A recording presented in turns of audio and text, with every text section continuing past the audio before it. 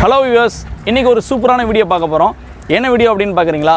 நான் எங்கே நிற்கிறேன் அப்படின்னா சென்னை காசிமேடு ஃபிஷிங் ஹார்பர்லேருந்து நான் உங்களோட பேசிகிட்டு இருக்கிறேன். சென்னையில் பெரிய ஃபிஷிங் ஹார்பர் எது அப்படின்னு பார்த்தீங்கன்னா இந்த காசிமேடு ஃபிஷிங் ஹார்பர் தான். ஒரு நாளைக்கு ஆயிரக்கணக்கான போட் வந்து மீன் பிடிக்கிறதுக்கு கடலுக்கு போயிட்டு வந்துட்டுருக்குறாங்க. இங்கே வந்து ஏகப்பட்ட மீன் வெரைட்டி கிடைக்கும். ரொம்ப எக்ஸைட்டடாக இருக்கும் பார்க்குறதுக்கு. கடைசி வரைக்கும் ஸ்கிப் பண்ணாமல் எங்களோட இணைஞ்சிருங்க.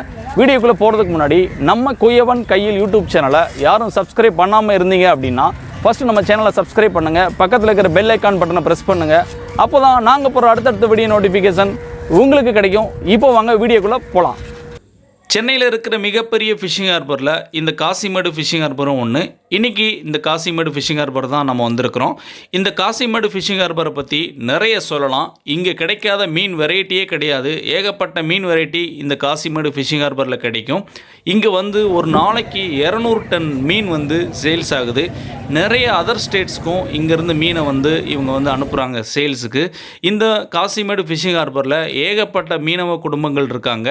இந்த காசிமேடு ஃபிஷிங் ஹார்பரை நம்பி தான் அவங்களுடைய வாழ்வாதாரம் இருக்குது. ஒரு நாளைக்கு ஆயிரக்கணக்கான போட் வந்து கடலுக்கு போய் மீன் பிடிக்கிறாங்க. டெய்லி பேசிஸில் இங்கே வந்து மீன் வந்து இறங்கிட்டே இருக்கும். சென்னைக்கும் இந்த காசிமேடு ஃபிஷிங் ஹார்பரில் தான் மீன் சப்ளை ஆகுது.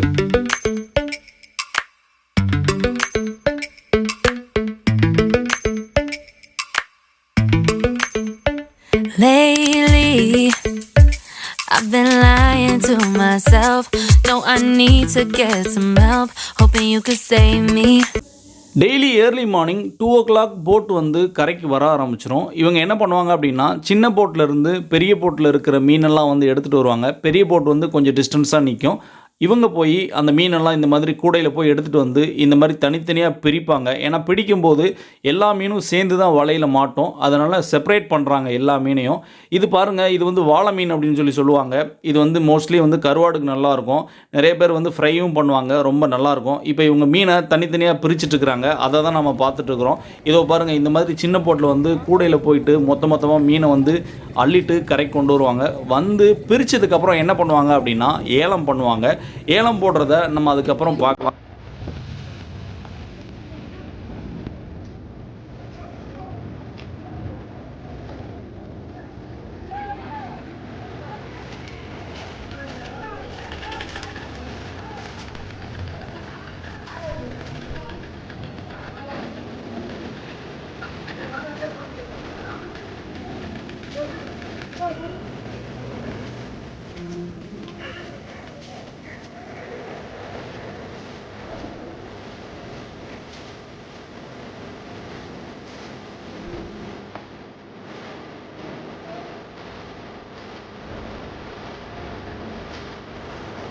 பெரிய மீனை மட்டும் தனியாக பாக்ஸில் போட்டு வச்சுருப்பாங்க. இந்த மாதிரி 1 by 1 தான் கரெக்ட் கொண்டு வருவாங்க. பாருங்கள், இது எவ்வளோ பெரிய மீன் அப்படின்னு. ஐ திங்க் இது வந்து வஞ்சர மீன் அப்படின்னு நினைக்கிறேன். வஞ்சர மீனை தெரியாதவங்களே இருக்க முடியாது. ஏன்னா வஞ்சர மீன் வந்து அவ்வளோ டேஸ்ட்டாக இருக்கும். ஃப்ரை பண்ணிங்க அப்படின்னா கண்டிப்பாக நிறைய பேர் சாப்பிட்ருப்பீங்க வீடியோ பார்க்குறவங்க. பாருங்கள் எவ்வளோ பெரிய மீனை வந்து எடுத்துகிட்டு வராங்க அப்படின்னு. இது பாருங்கள், ஒரு மீன் வந்து எப்படியும் 3 to 4 கிலோ கண்டிப்பாக இருக்கும். அவ்வளோ பெரிய மீனாக இருக்குது. நான் ஏற்கனவே சொன்ன மாதிரி கரைக்கு கொண்டு வந்த மீனெல்லாம் வந்து ஏலம் போடுவாங்க. இப்போ வந்து ஏலம் போட போகிறாங்க. அதுதான் பார்க்க போகிறோம். அந்த அம்மா எப்படி ஏலம் போடுறாங்க பாருங்கள். 4000 4000 3500 3600 700 800 3800 3850 900 4000 4050 4100 4150 200 4250 300 4350 4450 4450 500 4550 4550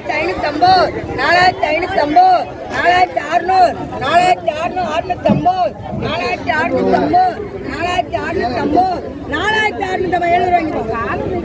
4550 4600 4650 4650 எல்லாரும் பார்த்தோம் இந்த அம்மா எப்படி ஏலம் போட்டாங்க அப்படின்னு. இதே மாதிரி தான் ஏலம் போட்டு எல்லாரும் மீன் எடுத்துகிட்டு போய் வெளியில் சேல் பண்ணுவாங்க. ஃபேமிலியாக நீங்கள் வாங்க வரணும் அப்படின்னா ஒரு 4-5 ஃபேமிலி சேர்ந்து வந்தீங்க அப்படின்னா நீங்கள் ஏலத்தில் இந்த மீனெல்லாம் எடுத்து நீங்கள் ஷேர் பண்ணிக்கலாம். இது பாருங்கள், பாறை மீன் எவ்வளோ இதாக இருக்குது பாருங்கள். பாறை மீனும் ஃப்ரைக்கு வந்து ரொம்ப சூப்பராக இருக்கும். அதுதான் இப்போ நம்ம பார்த்துட்ருக்குறோம். பாறை மீன் நல்லாயிருக்கும் சாப்பிட்றதுக்கு. இப்போ பாருங்கள், ஒருத்தர் வந்து கையில் எவ்வளோ பெரிய மீனை வச்சுட்டு நின்றுட்டுருக்கிறாரு அப்படின்னு. பாருங்கள், இது எவ்வளோ பெரிய வஞ்சிரம்.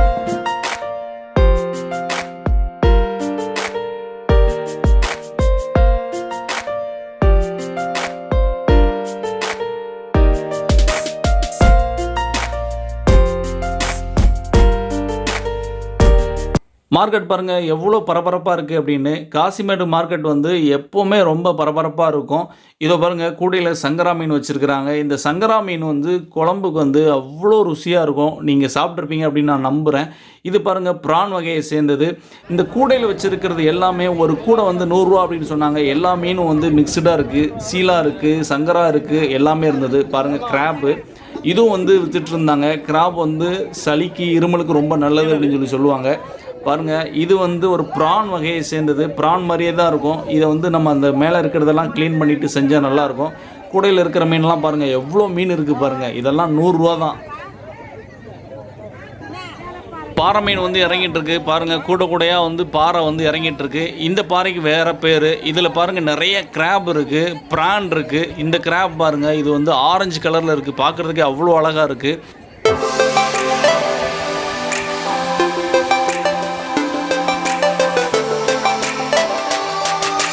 இவங்க பாருங்கள் ஏலம் எடுத்துகிட்டு அந்த மீனெல்லாம் வந்து சேல்ஸ்க்கு வச்சுருக்குறாங்க. எவ்வளோ வெரைட்டி இருக்குது பாருங்கள். வவ்வால் இருக்குது, சீலா இருக்குது, கிராப் இருக்குது, நிறைய வெரைட்டி வச்சுருக்குறாங்க. மீன் வாங்கிட்டு பக்கத்துலேயே கொடுத்தீங்க அப்படின்னா க்ளீன் பண்ணி கொடுத்துருவாங்க. அதுக்கு தனியாக காசு கேட்பாங்க. ஆனால் சூப்பராக பர்ஃபெக்டாக க்ளீன் பண்ணி கொடுத்துருவாங்க. நமக்கு எந்த கஷ்டமும் இருக்காது. அவங்க நல்லா நீட்டாக பண்ணிவிடுவாங்க. செதிலெல்லாம் இது பண்ணிவிடுவாங்க. நீங்கள் வந்து ப்ரான் கொடுத்தாலும் ப்ரானையும் வந்து க்ளீன் பண்ணி கொடுத்துருவாங்க. இவங்க எல்லாம் க்ளீன் பண்ணுறவங்க மீனை.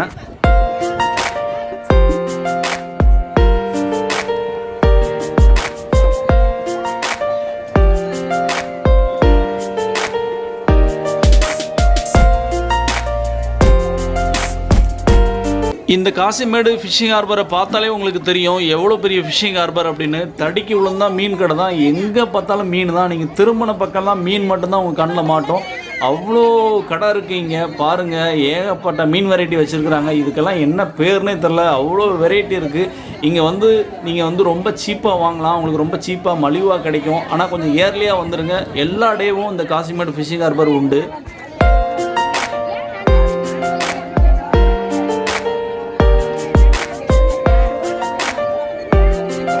மீன் பிடிக்காதவங்க இந்த உலகத்தில் இருக்கவே முடியாது. எல்லாருக்குமே கண்டிப்பாக மீன் பிடிக்கும். எனக்கு வந்து ரொம்ப பிடிக்கும். அடிக்கடி நாங்கள் மீன் சாப்பிடுவோம். மீன் குழம்பு என் மிஸ்ஸஸ் வந்து ரொம்ப அருமையாக வைப்பாங்க. மீன் ஃப்ரை சாப்பிடுவோம். ரொம்ப டேஸ்ட்டாக இருக்கும். எஸ்பெஷலி எனக்கு வந்து வெலை மீன், இந்த வஞ்சர மீன், இந்த ரெண்டும் வந்து ரொம்ப பிடிக்கும். குழம்புல வந்து போடணும் அப்படின்னா சங்கரா மீன் ரொம்ப பிடிக்கும். நல்லாயிருக்கும். இது பாருங்கள் எவ்வளோ பெரிய வஞ்சரம் பாருங்கள். இந்த அம்மா வாங்கிட்டு போகிறாங்க. ஃப்ரை பண்ணி சாப்பிடுவாங்க. அதே மாதிரி சீலா மீன் ஃப்ரையும் நல்லாயிருக்கும். மீன் வந்து உடம்புக்கு வந்து ரொம்ப நல்லது. இதில் எந்த வகையான சைடு எஃபெக்ட்டும் கிடையாது அப்படின்னு சொல்லுவாங்க. ஏன்னா மீனில் பார்த்தீங்கன்னா இந்த ஒமேகா அப்படிங்கிற கொழுப்பு வந்து கண்ணுக்கு வந்து ரொம்ப நல்லது அப்படின்னு சொல்லுவாங்க. அதனால நம்ம நம்பி சாப்பிட்லாம். மீன் வந்து இதில் எந்த சைடு எஃபெக்ட்டும் கிடையாது. குழந்தைங்க கூட மீன் சாப்பிட்லாம். மீன் இது வரைக்கும் பிடிக்காதவங்க இருந்தீங்க அப்படின்னா இனிமேல் மீன் சாப்பிடுங்க, உங்களுக்கு பிடிக்கும். பாருங்கள் இந்த மீன் எப்படி வாயை பொழந்துட்டு இருக்குது அப்படின்னு. பார்க்குறதுக்கு ஏதோ மனுஷன் வாயை பொழந்துட்டு இருக்கிற மாதிரி இருக்குது. இதை அப்படியே வெட்டி ஃப்ரை பண்ணி சாப்பிட்டா எப்படி இருக்கும் யோசித்து பாருங்கள். வேறு லெவலில் இருக்கும்.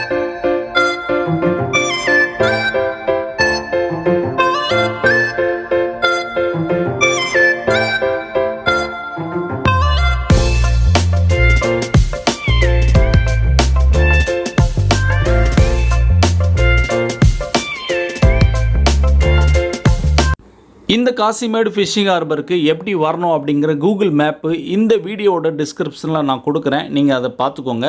இங்கே வந்து மீன் வாங்கணும் அப்படின்னு நினச்சிங்கன்னா வீக் டேஸில் வாங்க. சண்டேயில் வந்தீங்க அப்படின்னா ரேட் வந்து ரொம்ப ஜாஸ்தியாக இருக்கும், கம்மியாக இருக்காது. வீக் டேஸில் வந்தீங்கன்னா சீப் அண்ட் பெஸ்ட்டாக இருக்கும். அதனால் வீக் டேஸில் பிளான் பண்ணுங்க. இங்கே நிற்கிற எல்லா போட்லையுமே நம்ம இந்தியன் ஃப்ளாக் இருக்கும். ஏன்னா மீனவர்கள் வந்து ஆழ்கடலில் போய் மீன் பிடிச்சிட்டு இருப்பாங்க. இது வந்து இந்தியனோட போட்டு அப்படின்னு ஐடென்டிஃபை பண்ணுறதுக்காக எல்லா போட்லையுமே நம்மளுடைய நேஷ்னல் ஃப்ளாக் வந்து இருக்கும். என் பேர் வந்து சதீஷ்குமார். நான் வந்து காசிமேட்டில் தான் இருக்கேன். நம்ம ஃபுல் அண்ட் ஃபுல் நம்ம காசிமேடு தான். இங்கே வந்து எல்லா வகையான மீனும் நம்மளுக்கு கிடைக்கும். மோஸ்ட் ஆஃப் ஆல் வந்து காசிமேடில் எது இம்பார்ட்டன்ட் பார்த்தீங்கன்னா ஃபிஷ்ஷு தான். அது வந்து எல்லா வகையான ஃபிஷ்ஷும் நம்ம காசிமேடில் கிடைக்கும். காலையில் மார்னிங் பார்த்தீங்கன்னா எல்லா போட்டும் உள்ளே போவாங்க.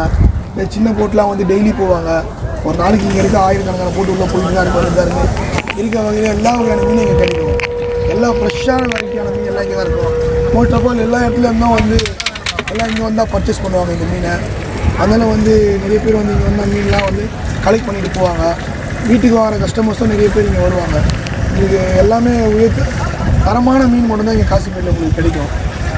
இந்த காசிமேடு ஃபிஷிங் ஹார்பரை நம்பி தான் ஏகப்பட்ட மீனவ குடும்பங்கள் வந்து இங்கே வாழ்ந்துட்டுருக்குறாங்க. இவங்களுடைய பிரதான தொழிலே கடலில் போய் மீன் பிடிக்கிற தொழில் தான். தங்களுடைய உயிரை கூட பணையம் வச்சு நமக்காக வந்து இவங்க மீன் பிடிச்சிட்டு வந்து நமக்கு நிறைய மீன் வெரைட்டியை கொடுக்குறாங்க. அவங்களுக்கு ஒரு பிக் சல்யூட்டை போடலாம். இன்றைக்கி இந்த வீடியோவில் வந்து காசிமேடை பற்றி பார்த்தோம். காசிமேடு ஃபிஷிங் ஹார்பரில் எவ்வளோ வகையான மீன்கள் இருந்தது அப்படின்னு சொல்லி இந்த வீடியோவில் வந்து பார்த்தோம். இந்த வீடியோ வந்து நிச்சயமாக உங்களுக்கு பிடிச்சிருக்கும் அப்படின்னு நான் நம்புகிறேன். இந்த வீடியோ ஷூட் பண்ணும்போது அங்கே இருந்த ஒரு ஃபிஷர்மேனை வந்து நான் பார்த்தேன். அவர் என் கூட கொஞ்சம் நேரம் பேசிகிட்டு இருந்தார். அவர் நிறைய விஷயங்கள் சொன்னார். எனக்கு ரொம்ப ஆச்சரியமாக இருந்தது. அதில் சில விஷயத்தை தான் நான் உங்களோட ஷேர் பண்ணணும் அப்படின்னு ஆசைப்பட்றேன். அது என்ன அப்படின்னு பார்த்தீங்கன்னா, அவர் பேசிகிட்டு இருக்கும்போது சொன்னார், நாங்கள் வந்து போட்டில் கடலுக்கு போயிட்டோம் அப்படின்னா ஒரு 15 டேஸ் வந்து நாங்கள் அங்கே தான் இருப்போம்.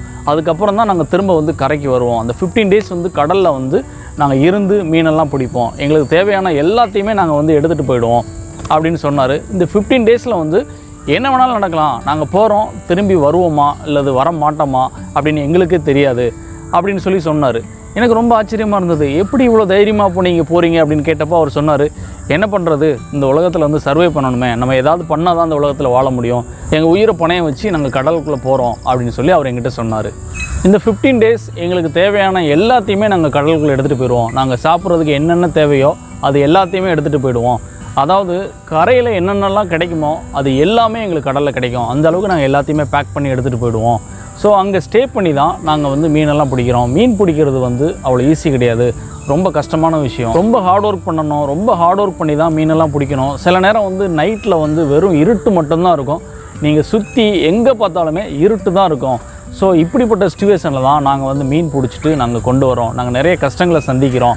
ஆனால் அதை வந்து நாங்கள் ஈஸியாக ஹேண்டில் பண்ணுறோம், ஈஸியாக எதிர்கொள்கிறோம் அப்படின்னு சொல்லி எங்கிட்ட அவர் சொன்னார். ஃபிஷர்மேன் பேசின விஷயம் எனக்கு ரொம்ப ஆச்சரியமாக இருந்தது. யோசித்து பார்த்தேன், அவங்க லைஃப் எல்லாமே வந்து போராட்டமாக தான் இருக்குது. அவங்க லைஃப்பில் போராடிட்டே தான் இருக்கிறாங்க. எதுக்குமே பயப்படாமல் போராடிட்டு இருக்கிறாங்க. நம்ம வாழ்கிற அந்த லைஃப்பில் வந்து நம்ம போராட கற்றுக்கணும். லைஃப்னாலே போராட்டம் தான். நம்ம போராடினா தான் சக்ஸஸ் அடைய முடியும். இதுக்கு சிறந்த உதாரணமாக பைபிளில் இருக்கிற ஒரு வசனத்தை நான் கோட் பண்ண விரும்புகிறேன். அது என்ன வசனம் அப்படின்னா, நல்ல போராட்டத்தை போராடினேன், ஓட்டத்தை முடித்தேன் அப்படின்னு. அதாவது நம்ம வாழ்கிற அந்த லைஃப்பில் ஒரு நல்ல போராட்டத்தை போராடி நம்ம வாழ்கிற அந்த லைஃப்பை முடிக்கணும். நம்ம போனதுக்கப்புறம் எல்லோரும் சொல்லணும், இவர் வந்து நல்லா வாழ்ந்தார், நல்லா சக்ஸஸ்ஃபுல்லாக இருந்தார் அப்படின்னு சொல்லி நம்மளை வந்து 4 பேர் சொல்கிற அளவுக்கு நம்ம இந்த லைஃப்பில் வந்து வாழ்ந்து காட்டணும். இதுதான் லைஃபோட சக்ஸஸ் அப்படின்னு நான் நம்புகிறேன். உங்களுக்கும் நிச்சயமாக யூஸ்ஃபுல்லாக இருந்திருக்கும் அப்படின்னு சொல்லி நான் நம்புகிறேன். God bless you.